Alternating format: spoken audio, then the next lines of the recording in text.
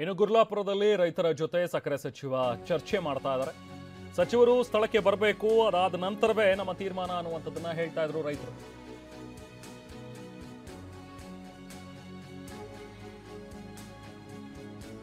So ಇದ್ರ ಬೆನ್ನಲ್ಲೇ ಈಗ ಸಿದ್ದರಾಮಯ್ಯ ಅವರಿಗೆ ಆಪ್ತರಾಗಿರುವ ಸಂಸದ ರಾಜಶೇಖರ್ ಹಿಟ್ನಾಳ್ ಏನಿದ್ದಾರೆ, ಸೊ ನವೆಂಬರ್ 15ರ ನಂತರ ಹಿಟ್ನಾಳ್ ಮನೆಯಲ್ಲಿ ಒಂದು ಔತಣಕೂಟ ಏರ್ಪಡಿಸಿದ್ದಾರೆ.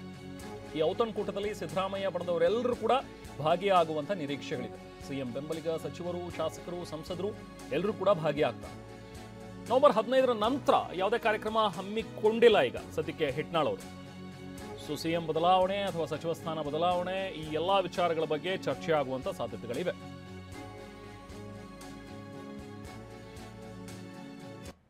ದಿನಂಪ್ರತಿ ಅವ್ರು ಹೋದಾಗೆಲ್ಲ ಅದಕ್ಕೆ ಹೊಸ ಅರ್ಥ ಕಲ್ಪಿಸೋದು ಬೇಡ. ದಯಮಾಡಿ ಈಗ ನಿಮಗೆ ಬಹಳ ಸ್ಪಷ್ಟಪಡಿಸಿದ್ದಾರೆ ನಮ್ಮ ಎಲ್ಲ ನಾಯಕರುಗಳು. ಏನು ಹೊಸ ಅರ್ಥ ಕಲ್ಪಿಸೋದು ಬೇಡ. ದಯಮಾಡಿ ನಮ್ಮ ನಾಯಕರು ಇದ್ದಾರೆ, ಅದು ಏನು ಕ್ಯಾಶುವಲ್ ಪ್ರತಿ ಸರಿ ಹೋಗ್ತಾರೆ. ಇದೇನು ಹೊಸದಲ್ಲ. ಈಗ ನಿನ್ನೆ ಈಗ ರಾಜಣ್ಣರ ಮನೆಗೆ ಊಟ ಇತ್ತು, ನಿನ್ನೆ ತುಮಕೂರಾಗ ಸಾಹೇಬರದು. ಏನೋ ಒಂದು ಅನಿವಾರ್ಯ ಕಾರಣದಿಂದ ಇದಾಗಿದೆ. ಅದಕ್ಕೇನು ಹೊಸ ಅರ್ಥ ಕಲ್ಪಿಸೋದು ಅದೆಲ್ಲ ಹೇಳ್ತೀನಿ ಮುಂದೆ. ದಿನಂಪ್ರತಿ ಅವ್ರು ಹೋದಾಗೆಲ್ಲ ಅದಕ್ಕೆ ಹೊಸ ಅರ್ಥ ಕಲ್ಪಿಸೋದು ಬೇಡ. ದಯಮಾಡಿ ಈಗ ನಿಮಗೆ ಬಹಳ ಸ್ಪಷ್ಟಪಡಿಸಿದ್ದಾರೆ ನಮ್ಮ ಎಲ್ಲ ನಾಯಕರುಗಳು. ಏನು ಹೊಸ ಅರ್ಥ ಕಲ್ಪಿಸೋದು ಬೇಡ. ದಯಮಾಡಿ ನಮ್ಮ ನಾಯಕರು ಇದ್ದಾರೆ, ಅದು ಏನು ಕ್ಯಾಶುವಲ್ ಪ್ರತಿ ಸರಿ ಹೋಗ್ತಾರೆ. ಇದೇನು ಹೊಸದಲ್ಲ.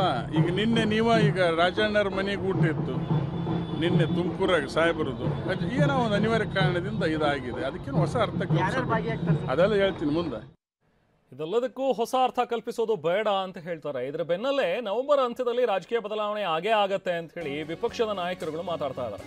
ಹುಬ್ಬಳ್ಳಿಯಲ್ಲಿ ಸಂಸದ ಜಗದೀಶ್ ಶೆಟ್ಟರ್ ಮಾತಾಡಿರೋ ಹಾಗೆ ಡಿಕೆ ಸಿಎಂ ಆಗ್ತಾರೆ ಅನ್ನೋದು ಅವರ ಹಿಂಬಾಲಕರ ಮನೋಭಾವನೆ.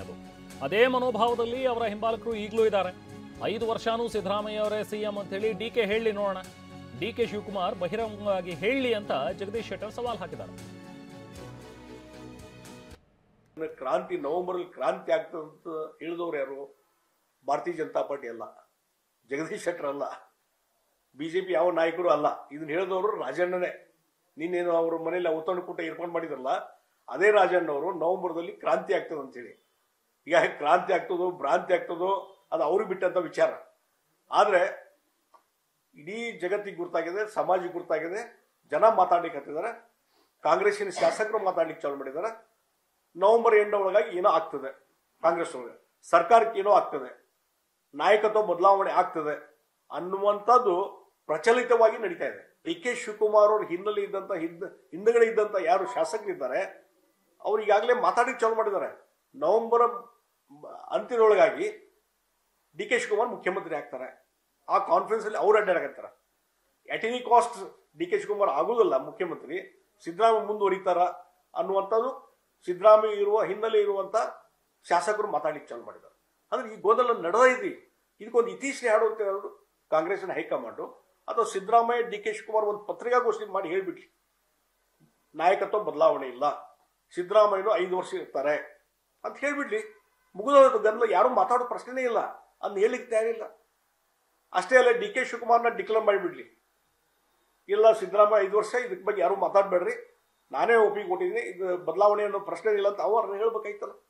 ಹೇಳಿಕ್ಕೆ ತಯಾರಿಲ್ಲ ಅಂತಂದ್ರೆ ಅಲ್ಲಿ ನಾಯಕತ್ವ ಬದಲಾವಣೆ ಚಟುವಟಿಕೆ ನಡೆದಿದೆ. ಮತ್ತು ನಾ ಹಿಂದಿನೂ ಹೇಳಿದಾಗೆ ಸಿದ್ದರಾಮಯ್ಯನವರು ಡಿ ಕೆ ಶಿವಕುಮಾರ್ ಮುಖ್ಯಮಂತ್ರಿ ಮಾಡಲಿಕ್ಕೆ ಒಪ್ಪುವುದೇ ಇಲ್ಲ. ಮತ್ತು ಅದಕ್ಕೆ ಅದೇ ರೀತಿಯಾದಂಥ ಒತ್ತಡ ಸ್ಟಾರ್ಟ್ ಆದರೆ ಸರ್ಕಾರ ಕೊಲ್ಯಾಪ್ಸ್ ಆಗ್ತದೆ, ಸರ್ಕಾರ ಪಥದ ಹಾದಿಗೆ ಬಹುತ್ತದೆ.